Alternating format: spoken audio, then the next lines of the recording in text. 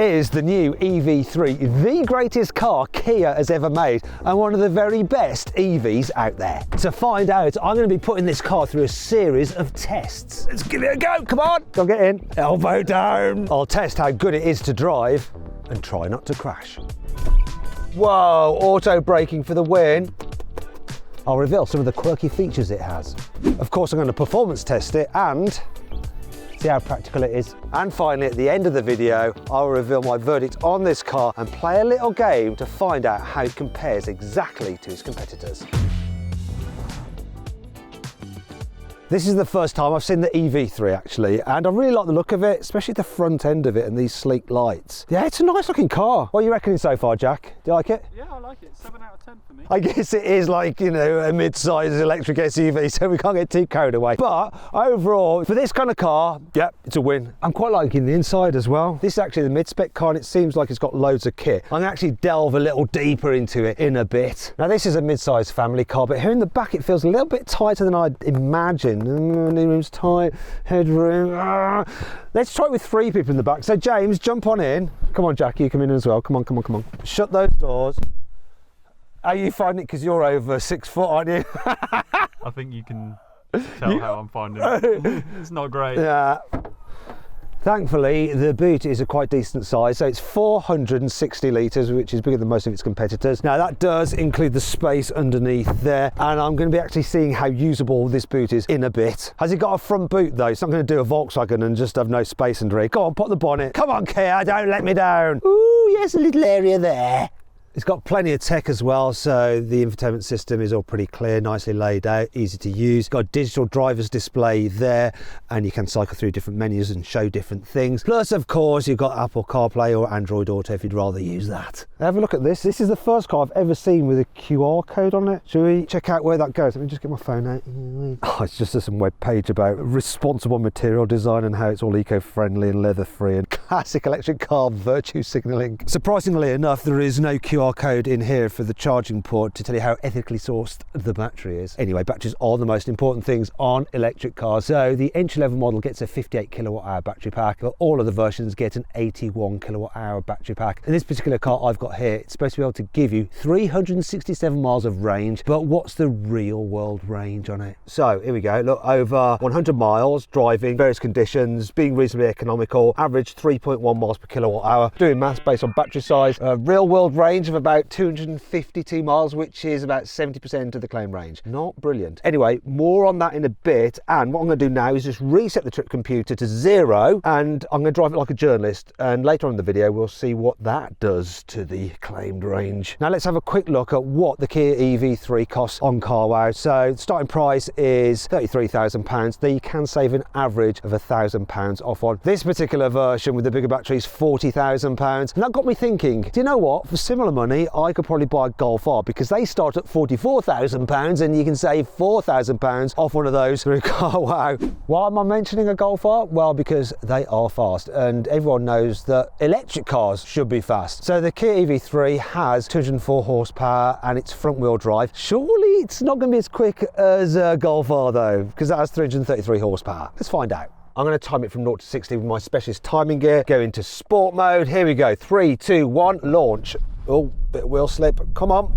Doesn't feel particularly quick. Oh, what's it going to do? What's it going to do? 7.79.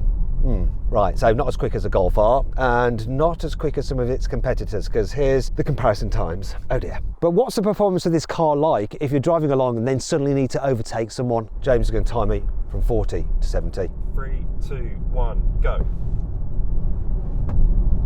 Come on, Kia. 70. 6 seconds. Okay. But what about when it comes to stopping quickly? Let's do a brake test from 60 miles an hour. What do you reckon the braking distance is going to be? 37. Yep. 35. 35. See, I reckon it's going to be 34. 34 would be good. Let's find out. Come on, Kia, don't let me down. I've bigged you up here. Here we go. 3, 2, 1, braking. Come on, do it, do it, do it, do it, do it, do it. Stop. No. It was right. That's terrible. James, you were wrong. Jack, you were wrong. I was very wrong. It did it in 45 metres. To be fair, on the EV3, the conditions weren't ideal, though this is what happened when I braked a 20-year-old, rather heavy Bentley on the same road in similar conditions. Here we go. Bloody hell. Oof. Oh, it's okay-ish. 40 metres. Oh dear, Kia. There are some other things that aren't so great about this car. You see, while I love the fact that you've got actual physical buttons for the temperature control and the fan, the information for the climate control is hidden behind the steering wheel when you're driving. Look, can you see? Look round. Look, can you see they're all there with the other functions as well. What's that all about?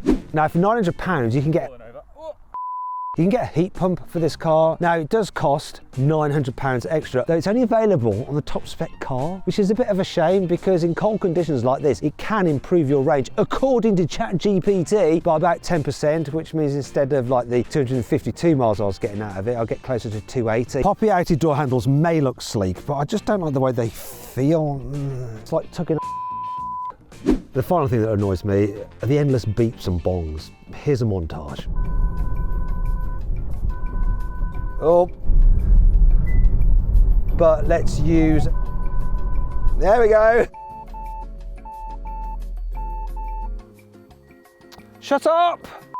However, it's not all bad. There are quite a few cool things about this car. I love how fast the windows go up and down. It's well rapid, and look at this. Even in the back, they go all the way down. Result. The USB ports there on the side of the front seats. I've also thought about this. Look, little holders there for the seatbelt button so it doesn't rattle about. The drive select knob there may look slightly phallic, but it's got everything you need in the right place. So look, you can even turn the car off and on there, as well as going forwards or backwards. Love that. Also like the fact that here on the steering wheel, you've got a configurable button, so you can shortcut to some menus that you pre-decide. And then these shifters here, they're not for changing gears. There are no gears. You can actually change the amount of regen effect. And this car has full one pedal driving. So when you lift off the accelerator completely, it will brake the car to a standstill, or you can pull and hold it and it'll go into automatic mode. And then it will actually use the radar on the front of the car to decide how close you are to the car in front and slow you down accordingly. This is quite interesting. Look, so you can slide this panel out here and it acts as a tray. Now you could put your laptop on there when you're waiting to charge and, you know, watch some films, or you could use it for just slicing your onions. You can also use it for enjoying your other electric car. You can also use it for a bit of arm wrestling. Elbow down. It's time to test the quality of the materials inside the Kia EV3 with my special tool. Oh, that sounds good. It's all soft there so far. A bit cheaper down there. Oh, these materials feel lovely. Dash. No, it's a hard plastic. Oh, that's soft. These kind of cars can be a bit cheaper feeling in the rear, but no, look, it's the same as in the front. Oh, I like these as well. They feel expensive. That's nice as well. Overall, I would say that the interior feels reasonably expensive. Right, now you're gonna see how practical the boot really is. So for this, I'm gonna need the help of James again. So James, look, you're not gonna have the false floor in its low setting. I'm gonna raise it up. You need to get in that gap. Okay. Go on. Go on, you gotta fit. Just do your best. In fact, let's just move this out of the way first and I'll, oh no, you can. I don't need to do anything. Go and get in. So that all works, right? You're happy there, sort of. That's okay. Now let's try something else. Let me just remove this. Watch your head, sunshine. Because I'm kind, I'm going to let you have more space there. What's that like? Could you sleep there? Is enough space? It's nice and flat? Just about. Well, watch your feet. I think it's quite practical. Shall we see how easy it is to fit a child's seat in this car? It's my first time of doing it, so let's give it a go. Come on. Doors open nice and wide. Ooh, I found a problem already, but let's see. This is the issue I've got. Watch this. Oh dear. I'm going to have to move this front seat forward. James, do us a favour, mate. Get in that front seat.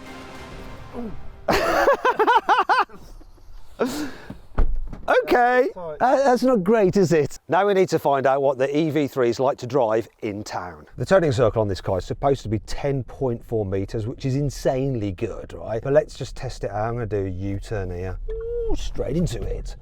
Wow. That's impressive. Now let's see how easy it is to park this thing. All right, so here's the spot. Oh, watch me alloys. Oh, nice clear camera. Come on, mirror.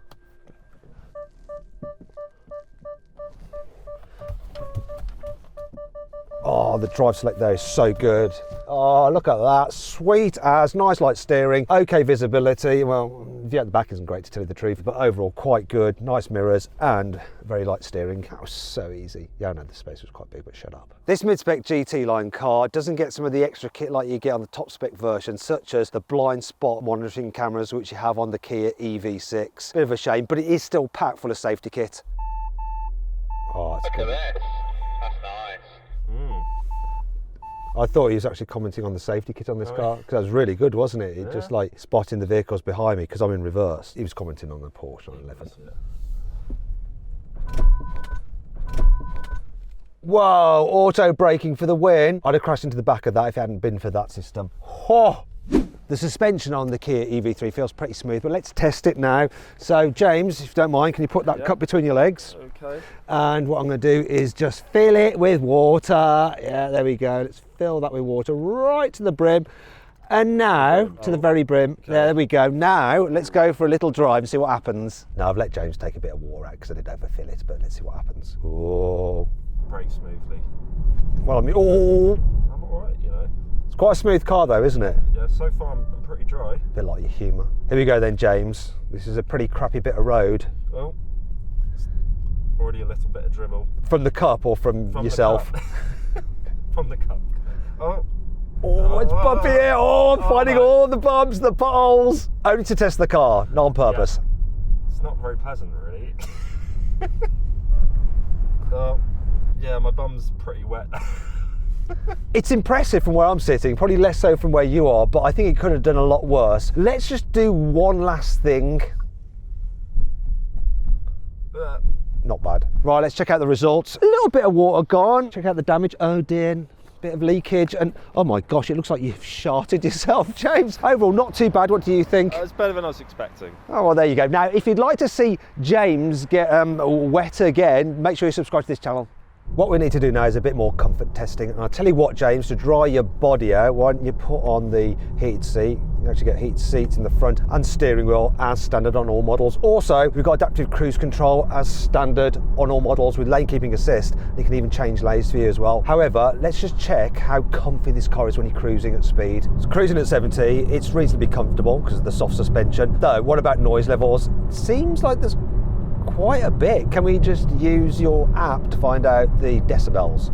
So yes, averaging around 70 decibels. It's not too bad. In case you're wondering, the average dishwasher is about 70 decibels. How appropriate for an electric car. Actually, do you know what? My only slight complaint are the seats. They're not that supportive. Though you can get upgraded seats on the top spec version. I'd probably want those. I don't think this car feels quite as luxurious or comfy to travel in as a Volvo EX30. And if you click on the pop-out banner up there, or scan the QR code on screen now, or follow the link in the description, you can watch my full in-depth video review of that car. Now I'm going to see how the EV3 handles on a country road by seeing how closely I can keep up with my own BMW X5, which back in 2002 was considered quite sporty for an SUV. Let's go. It's actually all right, this. It's a bit floaty and doesn't feel that sporty, but it handles well enough. There we go. Once again. Whee! No brakes. Do you know what? It's not the sharpest tool in the box, but it handles well enough. I'm clearly holding onto his bumper boot because I've got all the warnings going, no, you might crash into the back of it. So it's not bad at all. Feels a bit loose, but it seems to hold the road as well as you need it to, and it's better handling than a BMW X5. Well, one from 2002. Have a look at this. After driving it through those series of tests, over 34.5 miles, it's averaged 2.5 miles per kilowatt hour. When I multiply that up, it means real world range, driving it like that, 203 miles, which is how much of the claim range? 55%. Do you know what? I'm pretty impressed with the new Kia EV3, but how does it compare to its key competitors? Well, to find out, James and I are now going to play a game of what would Matt rather own? So go on, let's do it. Okay, Matt, so would you rather have a Kia EV3 or a Volkswagen ID3? This, easy. Cupra Born? This. Peugeot E2008? Oh, this. Renault Megane? This. Smart #1? Oh, this. Volvo EX30? Oh dear. Not this.